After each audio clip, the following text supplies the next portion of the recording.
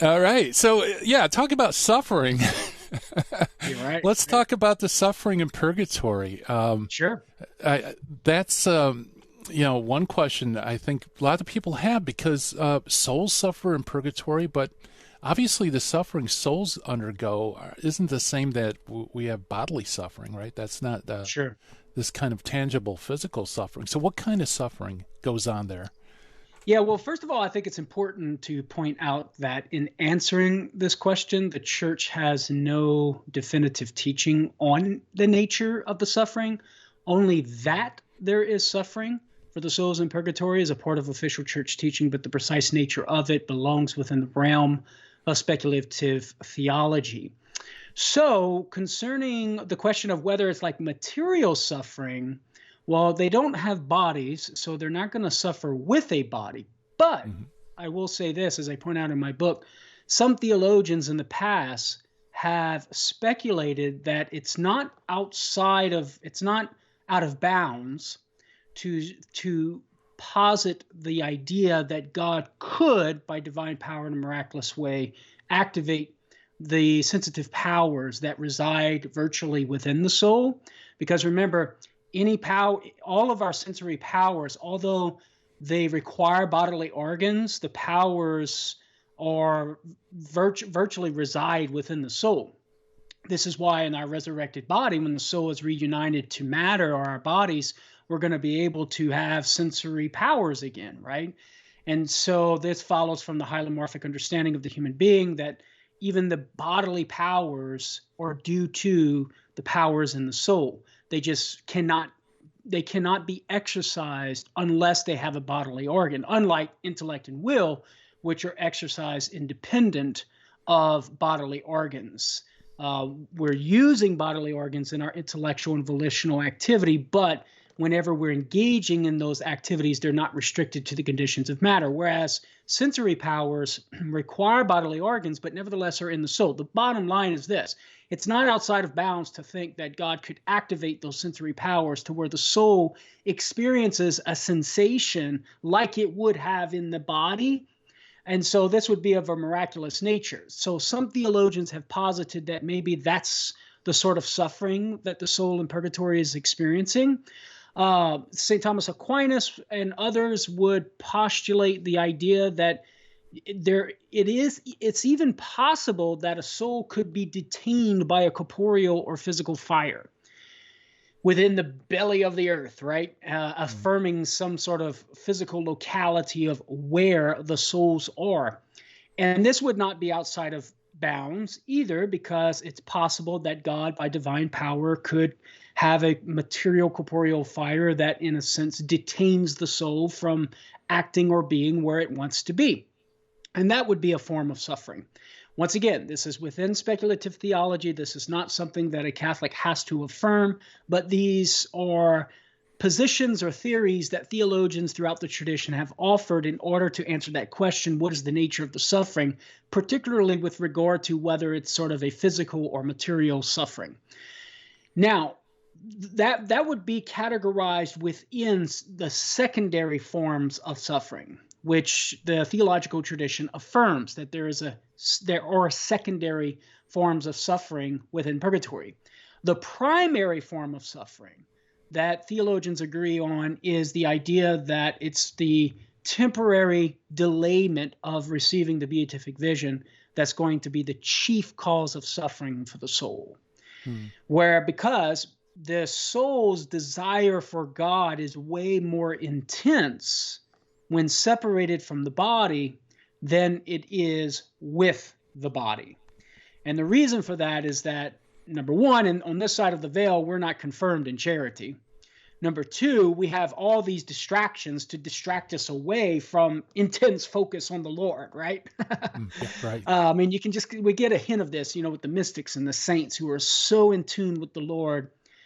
No matter what's going on in the world, they're not distracted, right, from their focus on the Lord. And because of that focus on the Lord, they have this deep, great longing to be with the Lord. And even St. Paul talks about that. I would rather be away from the body and at home with the Lord.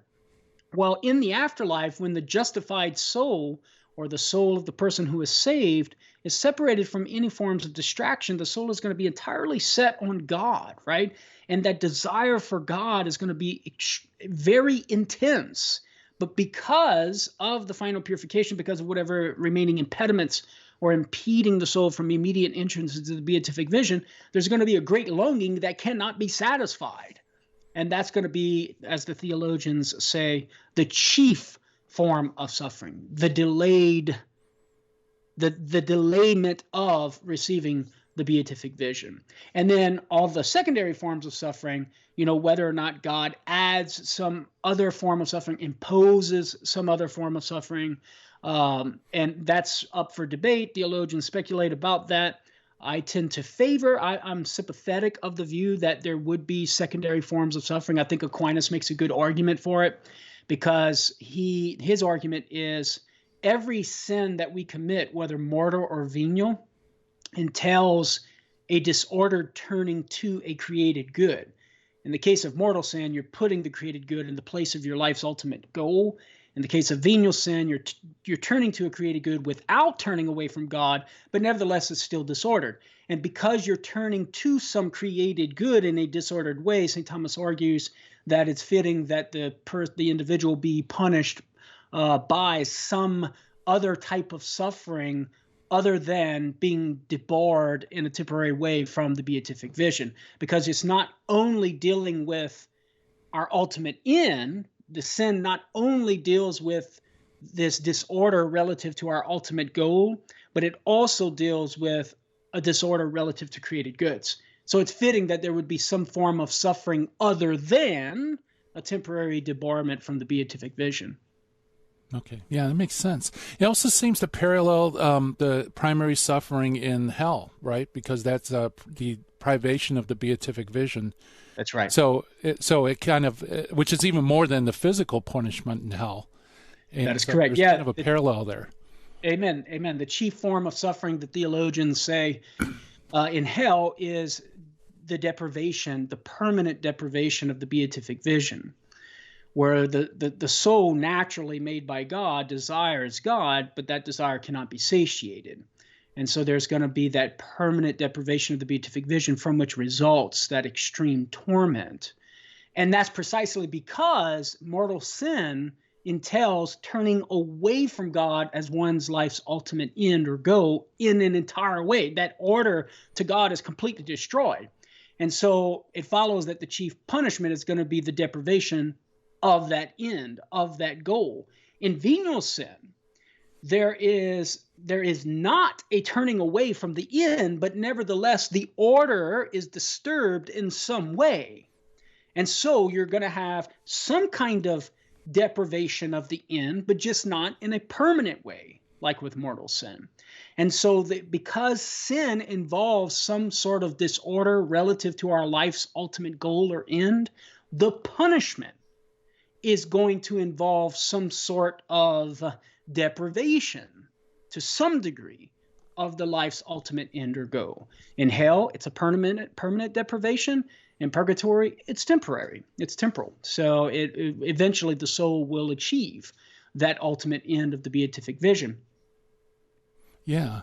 Yeah, and to piggyback on the secondary ones about the activation of some sort of sensory aspects of the soul. Now, I wouldn't ask a lesser man than yourself. So I know with near-death experiences, there are cases where colorblind people can experience color when apparently they're disembodied. Now, assuming that these are genuine and a real phenomenon. Right. And, of course, this would be miraculous, too, that God would do that. Right. That would kind of lend credence to the possibility of these faculties being used outside of the body. Yeah, indeed. Even just seeing, right? So in near-death experiences, at least those that have been investigated scientifically and published in peer-reviewed journals, you have stories of people. I remember working with Father Robert Spitzer. He would tell the story that was reported by one scientist who interviewed the person, where the person was able to see some weathered shoe on the window ledge of like the 5th story of the hospital, right? Or knowing where the the doctor's, or where his dentures, where the patient's dentures were, right, in a particular drawer somewhere. And so this is an indication that the soul, when separated from the body, at least for a temporary moment, has some form of sight, right, is able to see. That would lend credence to God being able to enhance these sensory powers that are virtually within the soul when separated from the body. Great stuff. We're chatting with Karlo Broussard about his book, Purgatory is for Real, available through Catholic Answers Press. More to come after the break.